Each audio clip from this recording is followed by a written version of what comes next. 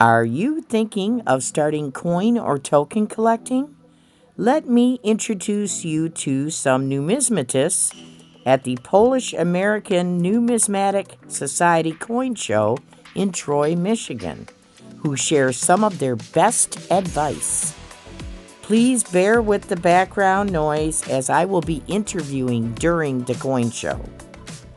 Welcome to Diggin' with Deej. We have arrived at what I'm calling my treasure show.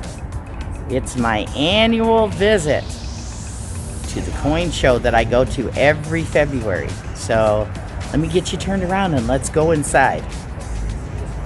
Yes, my name is Lester Rosick, and basically I'm the president of the Polish American Numismatic Society. Our society runs this coin show. We've been doing this for the past 40 plus years. We are the busiest coin show in Michigan, as a matter of fact, in the Midwest for a one-day coin show. Generally, we get over 1,300 people that show up in the month of February. We always do it on the third Sunday in February for the past 40 plus years.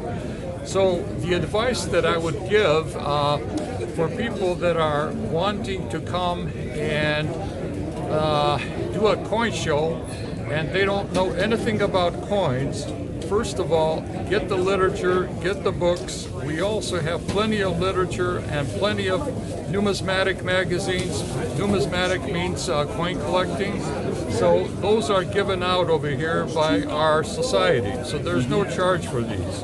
That's the best way to learn about coins, by picking up a magazine, picking up a book first, read about it, join a club, talk to people that are in the club for advice before you come out and start spending your money. Okay, we have 70 dealers over here. We have like 72 tables, and we do screen all the dealers. So these dealers have been around for a long time. They have good reputations. Yes, they have a good reputation. They are willing to hold on to their reputation. But again, my suggestion to you is basically do the research, do your homework first before you start getting involved in collecting coins. Thank you.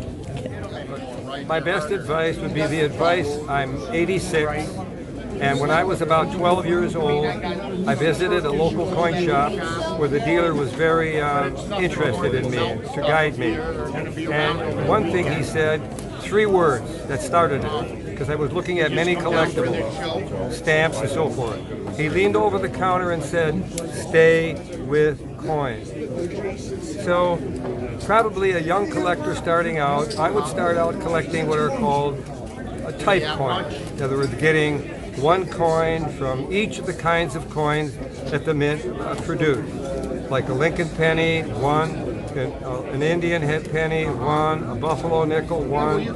That's called a typeset. One kind of each of the quarters they made, and that's a start. And by the time you start, you'll be attracted perhaps to one of those areas that you'll spend more time with. You may be attracted to Indian head pennies and stay with those. But meanwhile, put together your typeset. Buy a large cent piece, buy a 3-cent piece. And as you buy these things, you begin to learn more and more. But one of the most important things to a young starting collector, understand grading. Understand, just don't walk up and buy something that somebody says, okay, learn how to grade. You may have to find a collector who has some experience grading to show you what to look for. Or you can go online. They give you some advice online. There are some books that will help you. What do you look for? Grading has to be almost like a 6th sense. So when you're buying coins, the price is always based on one of 3 things. Number 1, rarity. Number 2, condition. And number 3, demand. Those 3 things factor in to what the value of a coin is. Let's start with the least expensive coins, building your typeset, and start to learn to grade. Thank you so much, Ron. You're welcome. And the name of your company? Slobodnik's, coins, currency, and collectible. Thank you so much. Okay, this is Priest Coins. And I would say people starting out in getting into the coin business is start with pennies if you're young. If you've got young children, go get the little pennies books and start out in pennies and have them start filling the books, because the pennies are the easiest to find. They can get a whole bag of pennies and go through them all. And Right. if you're an adult, start with silver. Start with maybe silver rounds, maybe the Buffalo. Start with the Morgan dollars, and I would say that's where I would start. But if you're a young child, just get them going on pennies and nickels and dimes. Well, thank you so much for your advice. You're welcome. And let me show your company. Thanks so much. Okay, thanks for coming to the show. This is Jim from Central Coin. What would be your best advice for someone thinking about getting started? Buy the book before the coin. Learn as much as you can about the hobby, about everything that you can before you buy it. Because it's going to save you a lot of headaches, it's going to save you a lot of time. And hopefully Okay. Thank you. Hello, everybody. Glad you're interested in collecting coins, medals, tokens, which is what a lot of people do. And as far as collecting for beginners, for people who perhaps want to gently get into the hobby, I would consider tokens and medals probably a good approach. Most of them, and many of them, are inexpensive, which is a key for a beginning collector. There also is an incredible variety. I mean, just an awesome variety. And if you follow this channel, you're aware of that fact, that there is a huge variety. So there are tokens for, what am I thinking of here?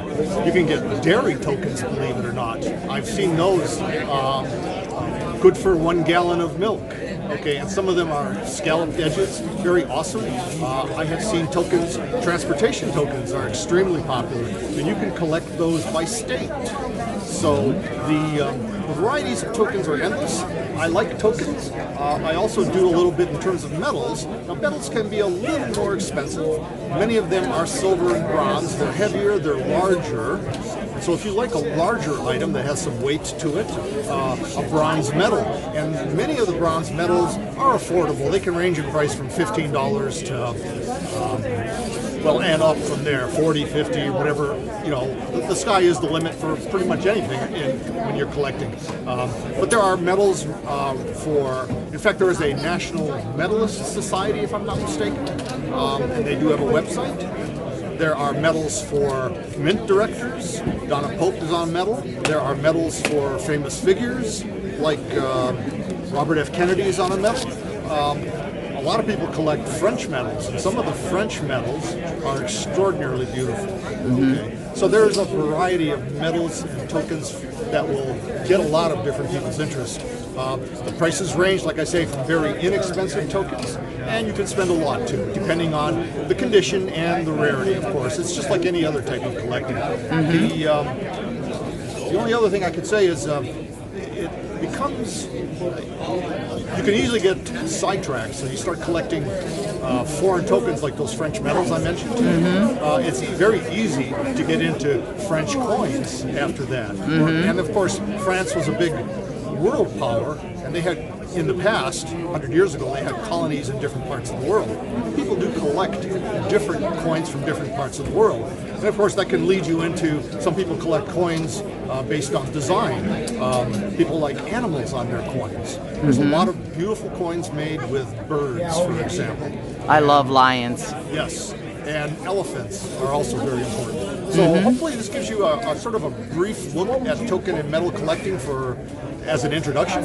And I hope that you enjoyed this and you take up the hobby. I hope to see you at the next show. Have a good day. If you're looking for more treasure hunting adventures, please check out some assorted playlists on different types of treasure hunting that I've created for replay. Get out and find your treasure, folks. It's just out there waiting. See you soon.